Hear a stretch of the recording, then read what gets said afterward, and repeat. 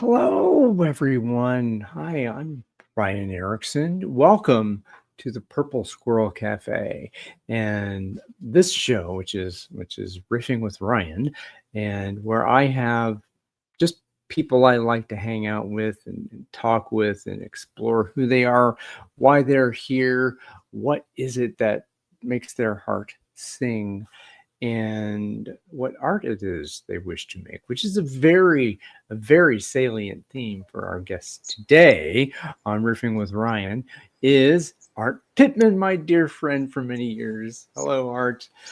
How are you arriving today? So I'm super excited, Ryan. Thank you for the invite to riff with you. I'm just a little bit nervous, but maybe it's not nervous. Maybe it's a little bit of excitement. Yes, Okay, indeed, excitement. excellent. Oh, So I'm arriving like a bull in a china shop. No, that's not it. I'm arriving with grace and curiosity and energy. So there you go. energy. I'm anticipating that energy. Well, for those of you, who out there, not you, Art, who don't necessarily know my dear friend Art Pittman. Art, would you be willing to say a little bit maybe of the 7-inch single of your story, how you came to be where you are here before we go into what's happening now? Could you spin us a tale? Sure, I will condense my X number of years into, what is that, about a 4 minute?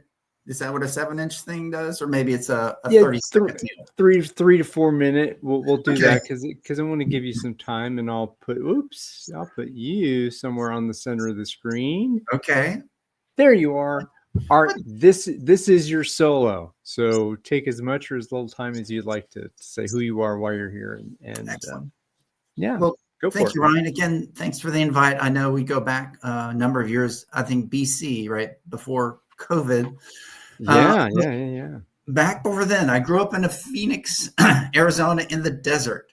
And I have moved to North Carolina, which I'm sitting in now, in Raleigh, North Carolina. That's geographically who I am. Like I'm trying to sneeze, Ryan. So that's why I'm pausing here. Just don't worry. This is live sneeze. God bless you. Yeah, live sneezing is okay, and we're all good with that. So there you go. So now maybe that's out of the way for 5 minutes. So I grew up in Phoenix. I'm here in North Carolina. I tell people that I have wandered a lot in my career, and I think it's a true statement. I've waited tables. I've bartended. I've done some striping, seal coating of asphalt and striping. I've even striped way back in the day the runway at Greensboro Airport. Believe it or not, that's interesting. Bartended, waited tables, worked a hotel, and figured out that I need a little bit more college. I had a couple of stints in high school where I didn't do so well, a couple of stints in college. And that's when I did the whole waiting tables, bartending, construction. Went back to school in my early 30s, thinking that I wanted to be a high school teacher. I identify now as a teacher and a coach, but I really wanted to lean into and learn about teaching. So I got a degree in biology, think I was going to be a science teacher.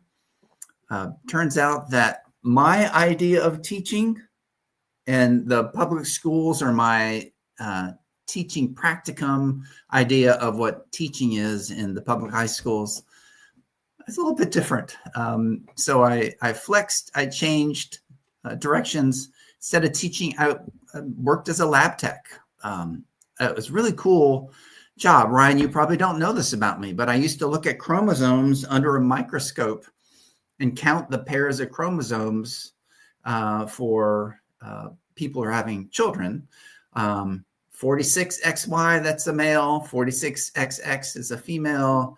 47XY is anything above 46 or below 46 is a problem in the genetics piece. So I got to look at chromosomes. Somewhere around my year 3 or 4 of that, I got interested in information technology.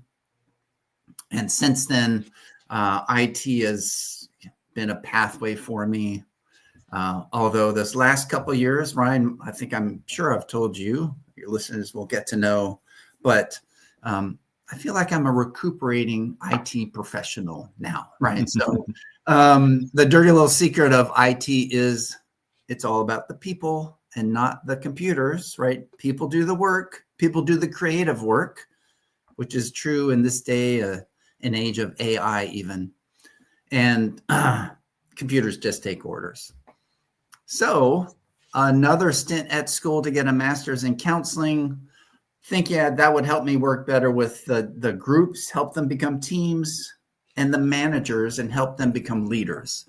And that's really been my focus, is people development, kind of this line of service all through my career. And today I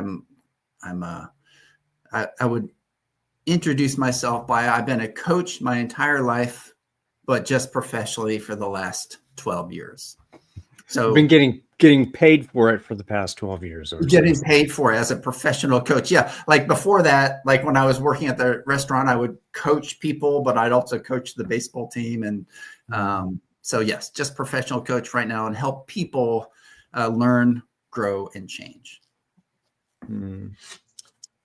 Learning, growth, and change, which again, the human aspects of being with each other, and that those things that happen naturally, learning, growing, changing, transforming, developing, and so that skill and practice that you developed over the years, that has that you kind of came to your capstone of that IT transformation, and then there's a separation between IT and what's next for you.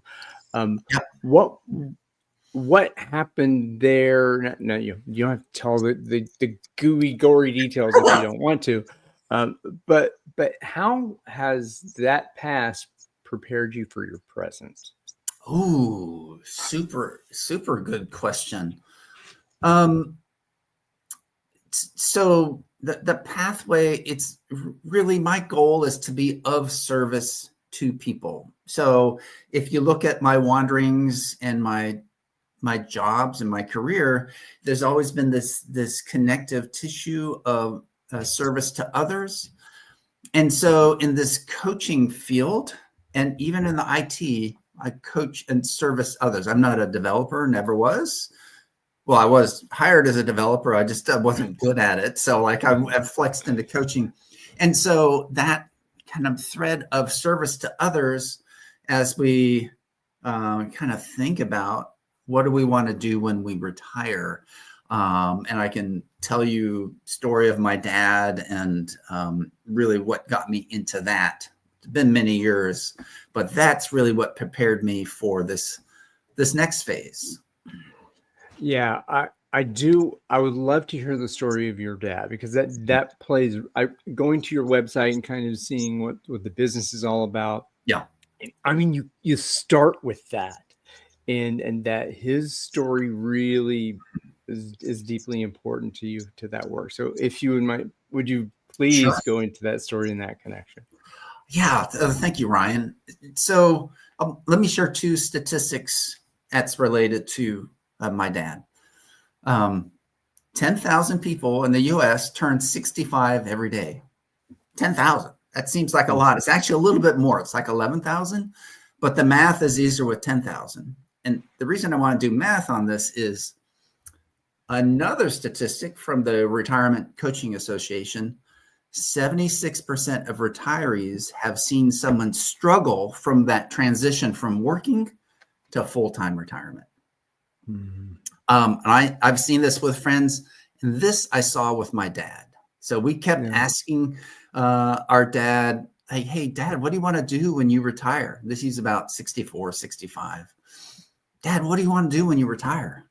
And he kind of gets a twinkle in his eye, says, neurosurgery.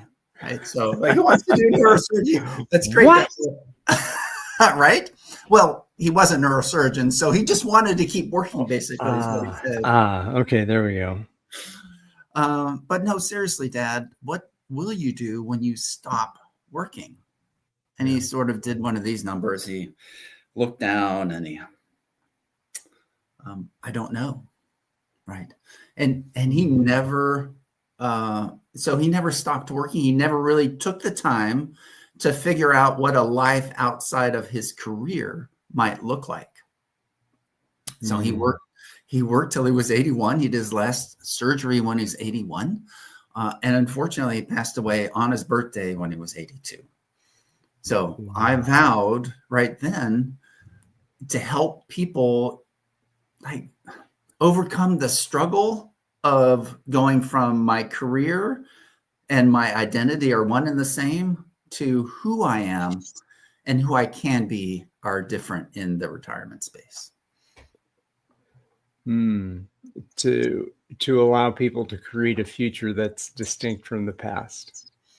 Exactly. And interestingly enough, and you probably know people like this, and you, I think about it myself. Like when we were kids, we had this grand idea about who we could be and what we would want to do, not only for career, but what we really cared about.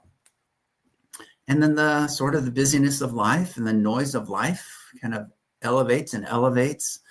And so in retirement, the noise starts to lessen. And if you listen hard, you can hear that small, deep, a quiet voice whispering to you, like, here's who you can become. You've always wanted this to be this type of person. Here's who you can become. And so some of the work I do is help people listen to that voice and become who they've always known they could be. Ooh. So how does that show up with folks? Again, so there's a point where how do the folks who are feeling maybe I don't know. Okay. So when someone engages with you, right, the people you work with in this work, what do they say to you, and how do you kind of get them to make that flip to the next step, to discover that still small voice and listen to it? Good question. And it usually shows up as something else. And I know our work as consultants, we similar work in different places. And then as coaches as well, people come to you, I have this problem A, and you start unpacking problem A, and suddenly it's really B. That's the key piece. And in my coaching practice, that usually comes, if we're doing an hour coaching session, it usually comes at minute 52. 51 to 52, right? So we've talked about this, and now here's either it's a safety thing or that now here's the real problem. So for your question, people come to me and say, I am retiring, or I'm forced to retire because of federal regulations or health reasons or some other reason. And I don't know what to do. I don't know how to spend my days. So that's really the impetus of what people come to me and our team to figure out, like, how am I going to, what am I going to do Tuesday morning at 9? Great. Let's figure that out. And we can back down from there. What do you care about? What are your values? We can dig into that. And then, like, is there a mission statement and a purpose? And so as these questions, and every program engagement is customized to the person or the couple sitting in that chair.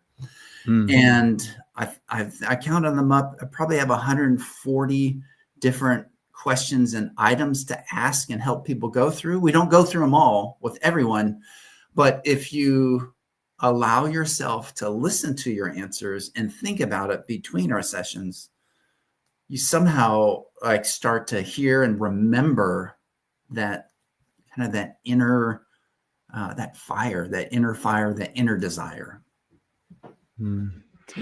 Yeah, to light that spark. Um, as I was kind of thinking of the moments, right? So those moments of loss Mhm. of identity, right? So there that moment either again you mentioned either a there's there's an intention. I am going to stop what it Right. is that I was doing. That there's a clear delineation. There's an expectation of that.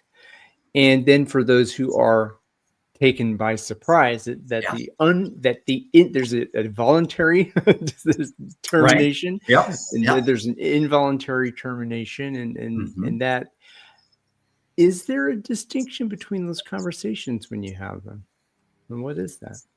Ooh. S- Um, so yes, a slight distinction in the sense of who's making the decision. I'm Hmm. making the decision next June 30. I'm leaving my work that I've done for 32 years, like as a professor, or as a physician, as an attorney, uh, or career military, right? So I've been in the military for 30 years now. What do I do? Hmm. Um, so I've made that decision. I have control. So my anxiety is lowered because I have this control. And Hmm. I'm intentionally exploring and searching, right? Hmm. For Yeah. people whose choice it isn't to stop working and quit working, um, we want to get to that piece. Like, what do I, how do I want to live differently? Who are my people and communities? All of those good questions. But Hmm. there's a layer above that, and it's the grieving process. Like, Ah. right. So I've had this career for 32 years and they laid me off. I don't want to go out and get another job. I guess I'm retired. And so we process Hmm. that. So I have a counseling background. I have a master's in counseling. I'm not licensed as a counselor, so I don't do counseling, Ryan. But I do professional, Very important. right? Okay, Yeah, okay. ICF. Listen. Our art's not. yeah, He's on the good side. yep, yep. And so, but we process that and being there. So, kind of me and the team, if we're there individually with that couple or that person, it takes some while to process this. I used to be this for 32 years or 20 years or whatever that is, and now, like, now what do I do? So there's Hmm. processing that goes on top of, ooh, goody, I get to decide what I want to do, but that comes later in the people who are involuntary Hmm. separate. Is one of those easier than the other for you? Um, so everyone is different. So everyone's a unique situation. Context is different, and how well. So my business, Retire Artfully, is really focused on all the non-financial aspects of what do you do after you stop working. So that's what we focus on, because if retirement planning, any search or AI search, it's all about the finances, right? And so the easier conversations for me are, I got enough money, right? I've got a plan to maintain my health and balance and strength and all that. I don't know how to spend my days. And again, we talked about, once you figure out, that's the first problem. The second problem is, what do I value and things like that. So the easier Hmm. ones are, they've taken care of their finances, and now it's really about the who I am. How do I want to live? Hmm. Which the who I am, how do I want to live question? That's typically not a new question. Like I know that Sure. I'm kind of facing that one myself, Mm-hmm. um, and maybe that is new to folks, but there's this idea of there's the am I working to live or living to work kind of thing, and Right. that's that transition. Okay, so I've been living to work. I'm loving this and all this. I'm getting my spark from that, right? Like my So dad. this, That was my dad, right? yeah. Living to work. And then when it comes into then the working to live, then that's not necessarily what a person who's retiring is going to experience. Then there's just the living. There's no more working. What do I fill Yeah. that gap with? It's work to live to work. Yep. Oh, there's this question like, oh, all I have to do is live. What does living mean to me? What is important about the Right. living? Yeah. What if I, and I can imagine that there's some regret. Maybe that happens in that piece Sure. of it. Um, and those, uh, yeah. And you mentioned dealing with the grief. Is there a that grieving process again? Mhm. So I've my work, my career is dead. You know, Yeah. so i- is there a grieving process or a particular way Mm. that you guide people through handling that loss? I mean, everyone's unique. I Sure. understand that. Yeah. But what is the typical approach that you might use for handling that grief? So, I mean, there's plenty of theories out there about the stages of grief, and we keep those in the back of our mind and hold those loosely. But everyone is unique, which means that everyone walks through grief a little bit differently and on their own timetable. If and I don't want to get too technically in the kind of the counseling world, but there's this notion of complicated grief. And if after 6 months, a year, year and a half, you're still unable to do the things you regularly want to do, that would be a sign that, or you're able to do and have no energy and all that, that would be a sign of maybe a therapist or counselor can help with something like that. Mm. For our purposes in grieving our our career and I guess our identity. Right. Yeah. So you made a reaction there. So jump in. That I mean, that's the core of all this. Who am I? Why am I here? What do I Mhm. want? What was that? What am I put in this planet for? Right. And you mentioned again earlier in this spark that's recovering Mhm. that spark. Oh, so when I was 10 years old, I wanted this, that, and the other Mhm. for myself. Mhm. And then I got to the position, maybe biology is the right thing for me, Right. and so I'll go and jump in that, and I love this thing so much that I went to school for it, and then something happened, but I Right. never lost that spark. Mhm. And like this was who I was, and then I became this. And okay, now that is now the time is now the time to integrate that? Do I integrate it? Do I really let this stuff go that I loved so much? Did I love that journey as much as I love this piece of me that Mm. chose to go Mm. to college in this way?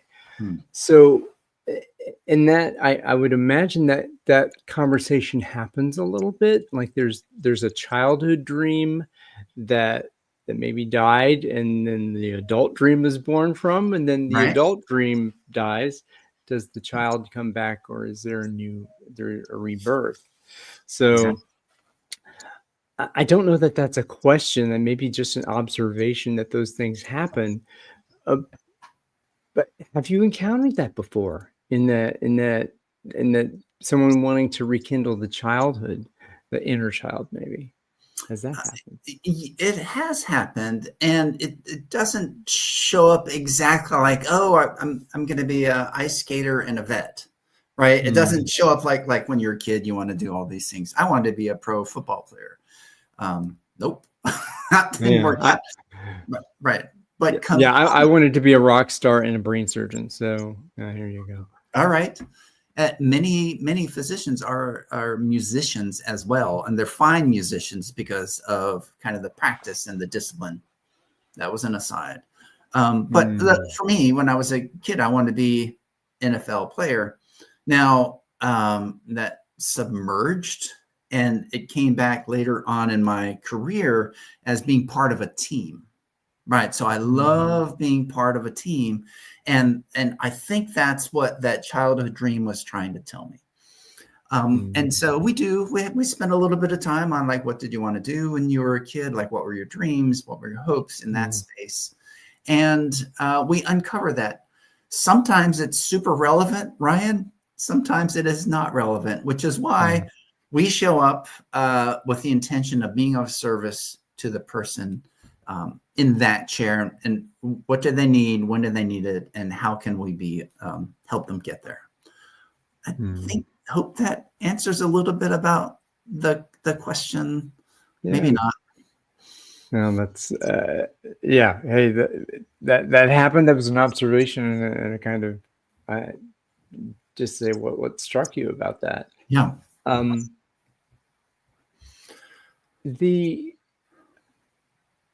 The thing that's wandering through my head now is what the birth of Retire Artfully, right? We talked about what kind of the inspiration of your dad wanting to say, I don't want other people to end up like that, and with that kind of regret, maybe. So that avoiding regret. If you were to condense the mission, the purpose, why does Retire Artfully exist? Your reason of raison d'etre in that kind of pithy sentence. What would you say in that conversation? So I'd say, like, if you're having trouble,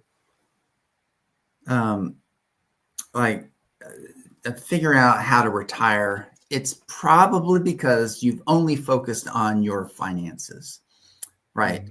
Your future finances and not your future self. And what we do is help you focus on that future self, all the non-financial aspects. So signing up for this program is the right decision. If you're worried, and so you can have, we like to say, you can have the retirement. That's the envy of the neighborhood, that retirement life. That's the envy of the neighborhood, but it's yours and yours alone.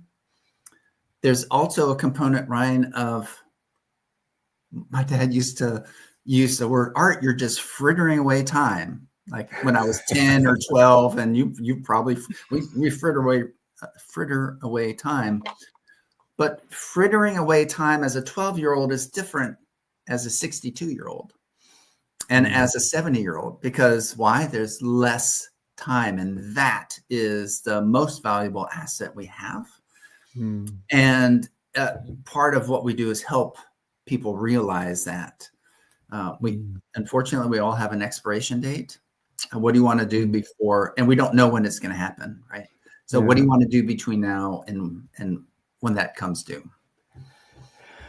Ooh, this brings up to me the title of a book I'm expecting to arrive as one of my birthday gifts that inspired one of my favorite recent books.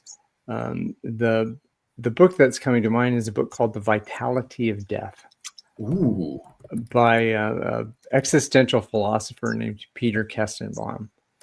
And that vitality of death, what you're speaking to is that this is going to end, and that I know it's going to end. So now is the time. What are you waiting for? What are you waiting for? This is the mystery. This is the time for you to step in to that who you have always wanted to be. Why wait?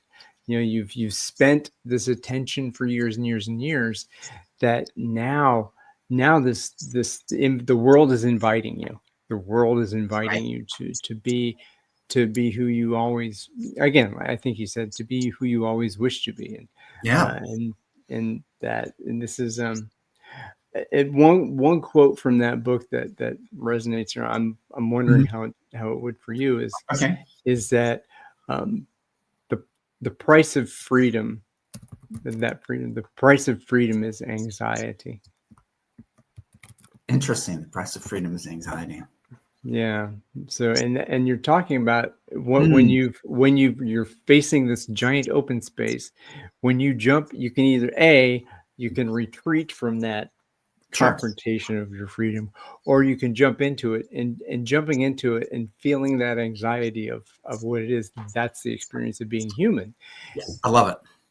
Yeah. And it feels to me like that's what you're opening up for people, is how might I now be more human, be fully human, right? Oh, So that, yeah. And that scares people, right? And that brings anxiety. Before I kind of touch on what you're just saying, there's another book out there called You Only Die Once. Great book from one of the positive psychology practitioners. Great, very lighthearted way of addressing exactly what you do. Like at some point, there's that end in line, and what are you going to do now? Like, given that, how do you want to live your life? It's less philosophical, more. It's like she does a good job. So the anxiety. Who's the author? Who's the author? You're going to ask me a question that I can look up on well, the internet. You don't. I'm talking. Why don't you do that? And well, you out there, again, AI is good for something. It's good for chewing up what we say. And if we say the title of the book, which I think you did, it will come back and say whatever. So maybe that'll show up in the show notes or whatever. Yeah. You Only Die Once by. You Only Die Once. Yeah. By some woman who's a great author and writer. Great author and positive psychologist. Getting back to your quote, the price of freedom is anxiety. So I remembered in my 5th stint at college, when I was successful, I was studying education to become a teacher, and the class was Essentials of Education. Like all we had to do is reflect, like write an entry in our journal for every class. And then we had one paper to write at the end of the semester. It could be on any topic you wanted around education. So at first that sounds really good. That's easy. That's great. But like, as you get closer to the end date, it's, oh man, like what in the world am I going to talk about? Or what am I going to write about? And that was anxiety provoking, because there's so many options, so many things we can do. And so I'll relate it to kind of, as you end your career, there are so many things you can do. It's the difference between picking or choosing, right? So you want to pick from a list, or do you want to choose what you really want to do?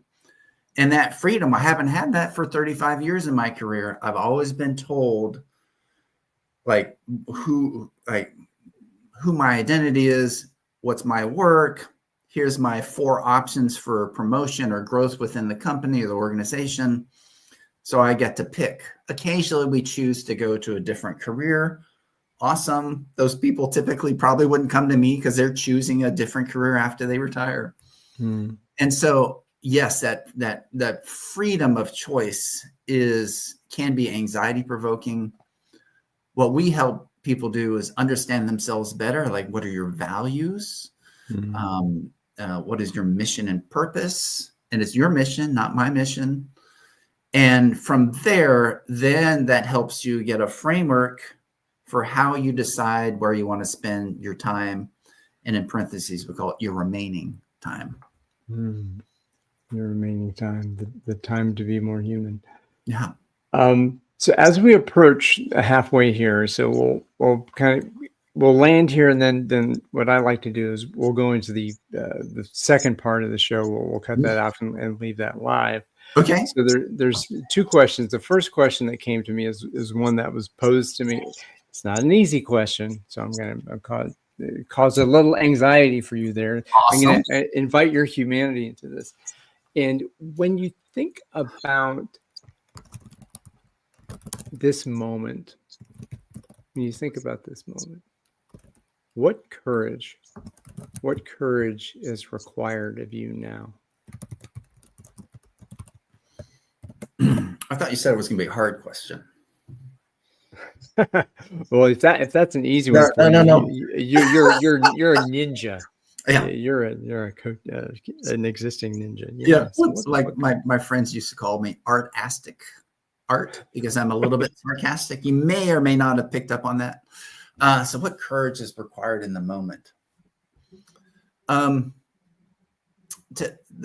quote comes up to me that, and I don't think us Pittmans growing up really leaned into this, but in order to learn something, you have to first admit you're wrong about it. Oh, yeah. That's hard with, when you have that, when you grow up with smart parents, smart siblings, like we're sort of never wrong. A lot of times we're never wrong, but you have to have the courage to admit, I don't have the answers. I need help. For me, I need business development help. I need marketing and branding help. And it's a new experience for me to lean into asking and summoning the courage. I know I need help, but I guess the harder piece for me is like, what is that specific help I need? And so being able to ask for specific help to help kind of the business mission is right for me. That's the courage. And why is that important to you? So that's important to me because the time, the scarcity of time. Although here's the problem with time, that ironic piece is it looks like we have all the time in the world. And yet, I'm 60 some years on this planet, and it's like, I know I don't have all the time in the world going forward.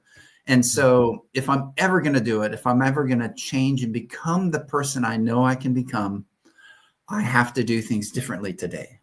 I want my 70-year-old self to thank me for what I'm doing today. That takes a lot of courage and humility, humbleness, all that, grace. Wow. Yeah. Ending with one of my favorite words, grace. Again, as we wind down Act 1 and then move into our after party, what is a gift that you received from our time today? So I do thank you, Ryan, for this opportunity to be in front of you and your listeners, and maybe I'll have some listeners out there. I've just set up my YouTube channel, so we'll see, right? But the real gift is the ability to share openly and kind of my origins, our goals. We're not your retirement planning, your typical retirement planners, and being able to talk about the human side of the equation and kind of the go in depth to talk about that still, deep, quiet voice that you have. That was a gift to be able to share that with the listeners and viewers. Wow, Thank you. Fantastic. You're welcome. And we are putting your web address down at the bottom for folks who would want to go and find out more about you, what you do, your team, and your offerings at retireartfully.com. Easily spelled. Yep. Good on you for that. Difficult for me. A final question. Is there anything that you wanted to bring to our space today that you did not have the opportunity to do? I think I'm good. Though, if I could touch a little bit on the time piece, like when I turned 50, I said, like, this is where like the root started. Really, I need a 30-year plan. Like, I need to have developed this 30-year plan about like, what do I do after my career and things of that sort. I told a couple of people, and I was super excited about it. I was confident. Ryan, I was so confident. I waited a full 10 years to even start executing on my 30-year plan. And so now I'm 60 and like I have fewer years in front of me. So that's really when I started. That's been a few years ago, but like you're never going to be younger than you are today. So might as well start before you're ready. And so that's really how I leaned into that. So thank you for letting me share that little tidbit. You're welcome. Start before you're ready. Yeah. All right. Well, I'm gonna put a that's the end of part 1, and we'll come back in a moment with part 2 of our session. I'm going to put you in the penalty box. So, see you. Awesome. Say goodbye, Gracie. Good night, Gracie. Goodbye, Gracie. Okay. All right, everybody. Thank you so much for tuning in here now in the now that is today, the day that is for me, and the now that is for you. Have a good one. Be more purple, and sing the song you were born to sing. All right. Well, we'll be right back with the next part of the show.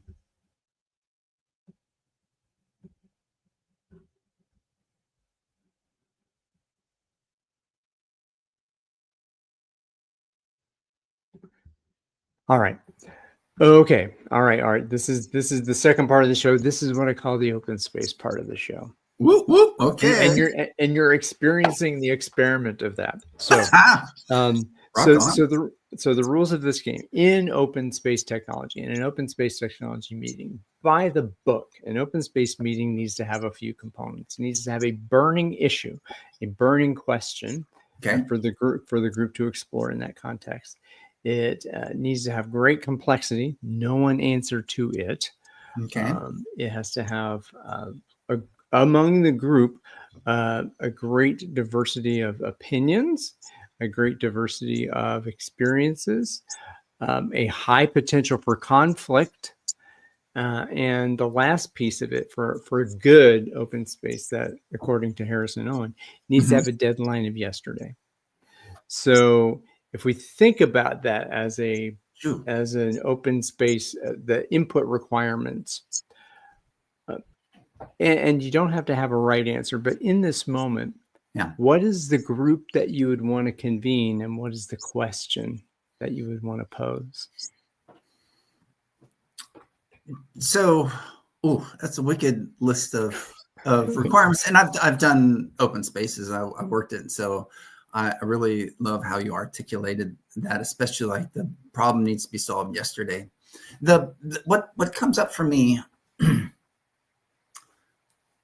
and maybe it's because that was the last email I sent. I had someone reach out to me and say, "Hey, we're here to help you use AI in your coaching business, and won't you be on my podcast?" And I said, "Hey, I'd love to be on your podcast, but AI cannot help my customers." And so maybe that's the controversial topic of here's why artificial intelligence cannot help you solve your retirement of who you can be, how do you want to live, what do you want to contribute, how will you be remembered? Oh, and what'd you say? Why are you on this planet? AI can't help you with that. And so that would be the question or the controversy. The group would be, I just narrow down to, they call them senior technologists in whatever firm, either in the financial services firm or let's say you're going into a former employer, possibly of yours. Possibly that. What would you bring to a cohort of people, and who would that cohort be, and what would that question kind of bring up? So obviously there would be, we'll call it debate or controversy or disagreement on what it is and what it isn't, it being AI. And I don't know if retirement is part of the subject or not, but it certainly can be part of the subject. It could be an anchoring point of, hey, what do you do after you stop working? And here's how AI can't help you with that. And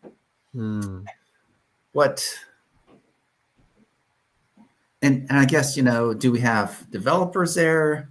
Do we have senior vice presidents? Do we have owners of organizations? I don't know necessarily who's in the room. But that's what I don't like. Yeah, well, I think that the point here is I'd like to kind of, well, this part of it, experiment, to go Mhm. into what would that theme be? Maybe we could work on that theme together in the space, and that um, at this point, your life, Okay. your work life is over. Yeah. This work life is over, and and AI is all over the place. Your work life is over. AI is taking over the world.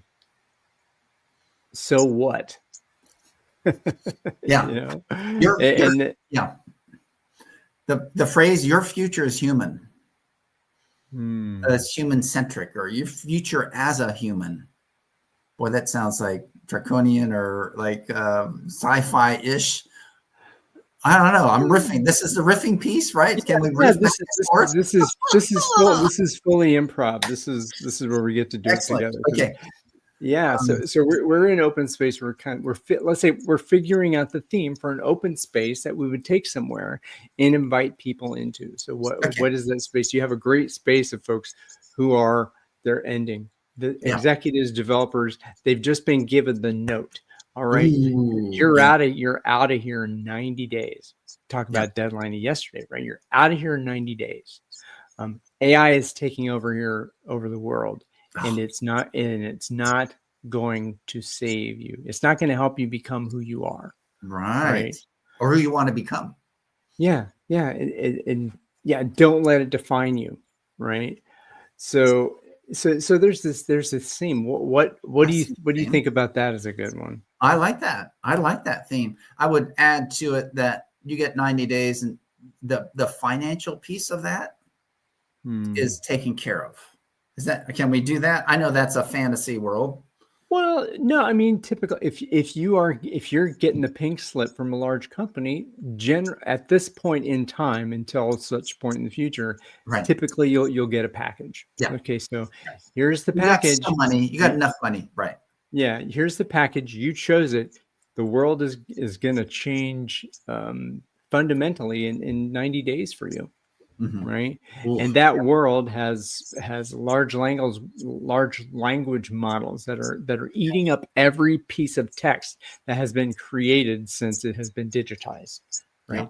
And none of that is knows you, and it's going to help you again become Correct. who you want to, need to, desire to become, Right. right? And so let's say does that feel juicy enough? Because the next step is going to be, okay, that's the theme. The people Yeah. are in the room. Okay. That feels juicy enough to me. Okay. Like, and the theme, yeah, I'm like, that's the difference between picking from a list of things to choosing who you want to become or deciding who you want to become. Okay. Keep Mm, going. okay. Okay. So you're choosing to decide to become, and the people come there, they care about that topic. They want to choose that. Okay. And so we're sitting in the circle. The facilitator has walked in. He's been paid, $10,000. So pay me $10,000 to come in and do this, to do to do an open space. So To write the take check. IOUs. Okay. Yeah. So I'm going to come in there, and we facilitate. We do the hey, whoever comes is the right people. Right. Whoever, whenever it starts at the right time, when it's over, Right. it's over. Right. And of course, in the room, in this space, whatever happens is the only thing that could have happened. And be I love it. prepared to be prepared to be surprised. Yeah. And 5 overall, the Love one it. law, and the one law of all of it is if you don't find yourself either giving or receiving, if you don't have the juice, and you're not learning or teaching or whatever it is, you're not involved. Get up and take your body somewhere else, right? That's the law. So Law of two feet this is kind of thing. Right. law of 2 feet, law of mobility. If it's online, law of a couple clicks, whatever it is, right? So okay, so we've opened the space to, the world is ending. You got some money, and you know Now what? now what? Now what? Um, and so okay, so I'm going to join that circle. I was Okay. kicked out of whatever for whatever reason. And my topic would be, what am I inviting people into is, um,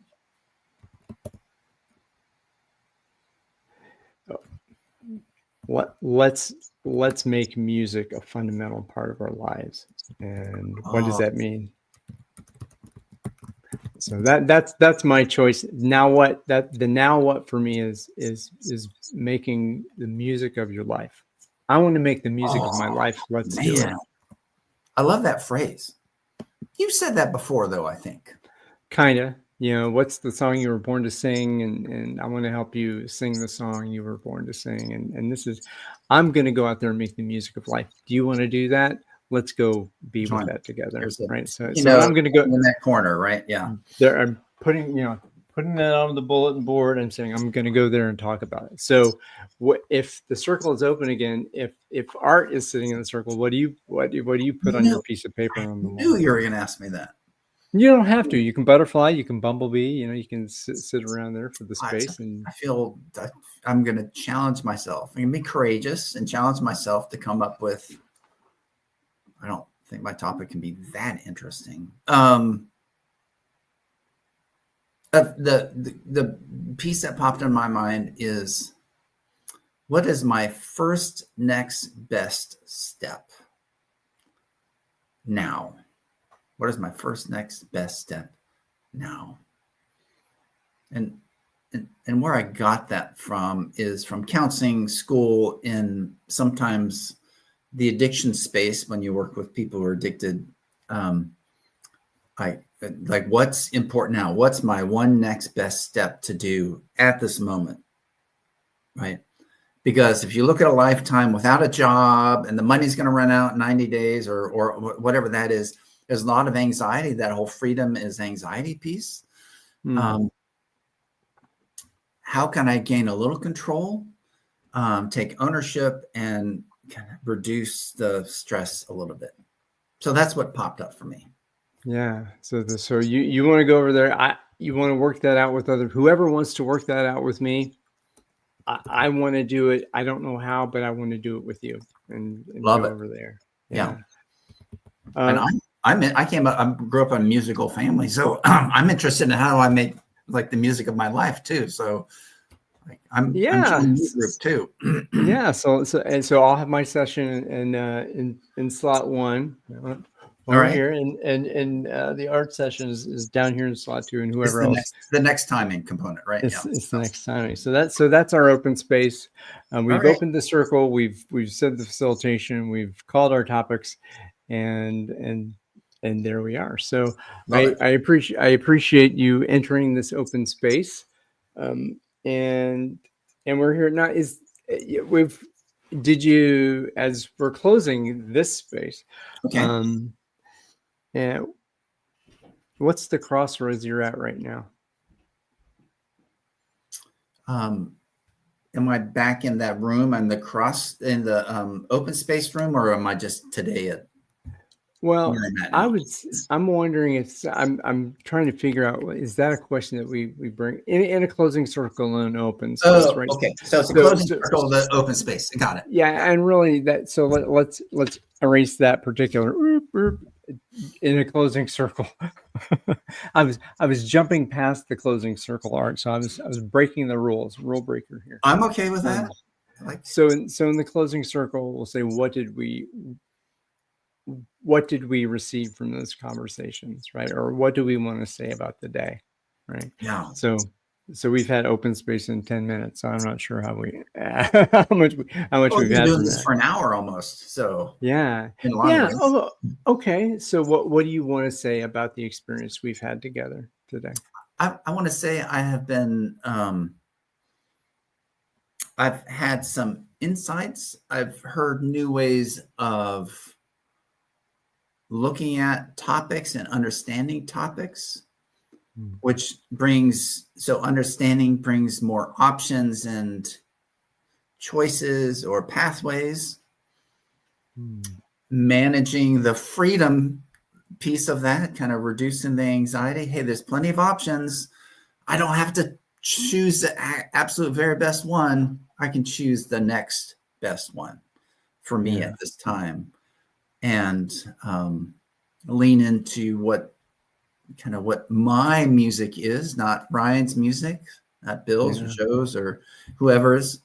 I can lean into my music and play my music. Whew, what do you I have, this is interesting because it's sort of, you've been interviewing me and I'm used to being the guy asking questions. Can I ask you what's your crossroads takeaway? Please do. So as I'm facing the crossroads of this day, what did I receive and how did I experience our time today as we riffed for a half hour and went into open space for 15 minutes. What I'm leaving with and is the picking and choosing.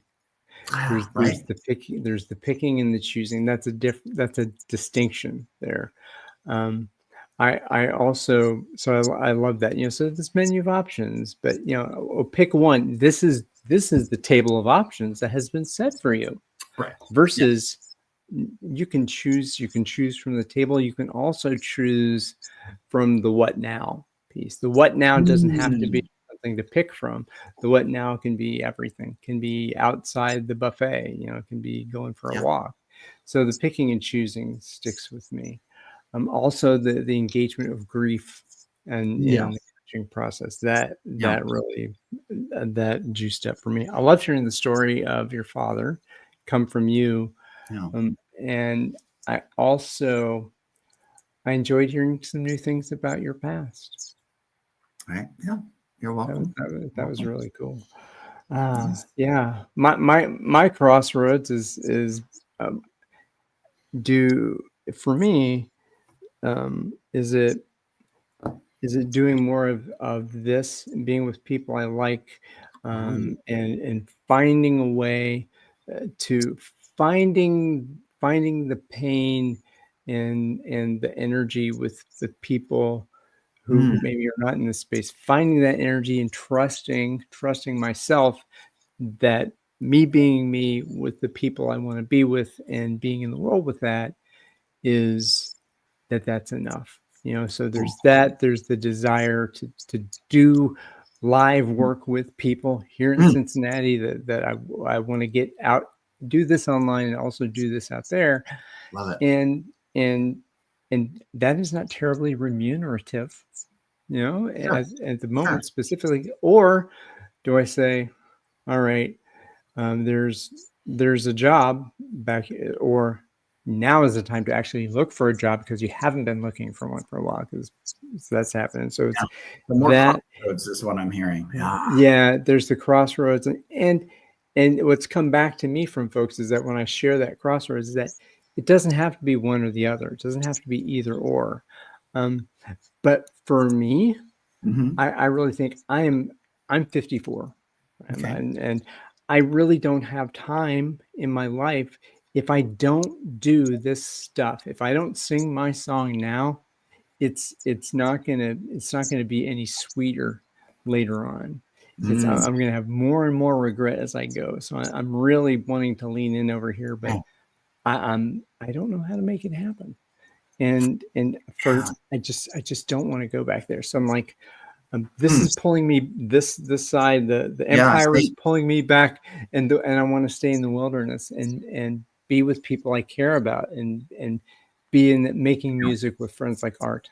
So we have the music that we make together, and who comes into that. That's where I want to be. And so that's my crossroads. And you mentioned the 10 years that you kind of have been really struggling with that. And I think, wow. That made me feel a little better that when because I've been struggling it with probably maybe 7, 8, something like that. Since I got the cancer and thing. Yeah. And so, okay. And because and that's been present with me, and you brought that up in me because I looked back a year in my journal.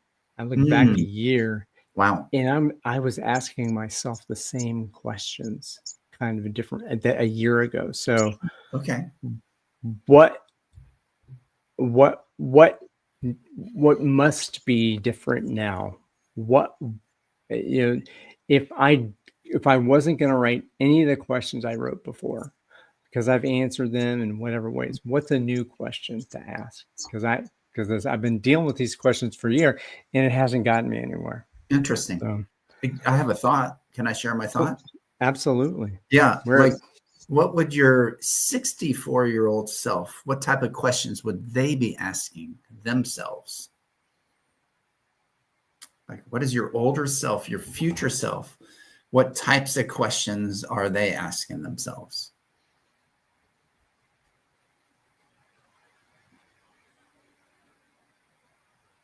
have I touched the people I wanted to touch in the way I wanted to touch them? Ooh, dude. For having thought about that for 10 seconds, that's a deep question. Yeah. That must be, it's in there somewhere. Feels like. I haven't. That's a question, and I really appreciate that. Maybe that's a point of this whole open space part of this is to go into that and to be asked, that 64-year-old me, what would you be? You project yourself there, not the eulogy question, which you always, that's a typical one. Oh, what would you want people to say about you after you're gone? Yeah. But no, the 10 years on, what's the question you would ask yourself? And you can say, what do you want to thank your current self for? Like, am I 10 years older or 8 years older? What does that person want to thank you for doing today? Like, what are you doing today that's going to help them out?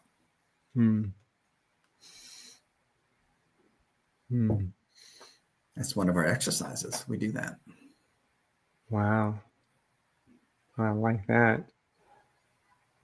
As you know from our conversations, I was one of those. I didn't know cancer was going to happen, so that happened. Yeah, and neither did I know that I was going to be involuntarily let go from the bank of the devil.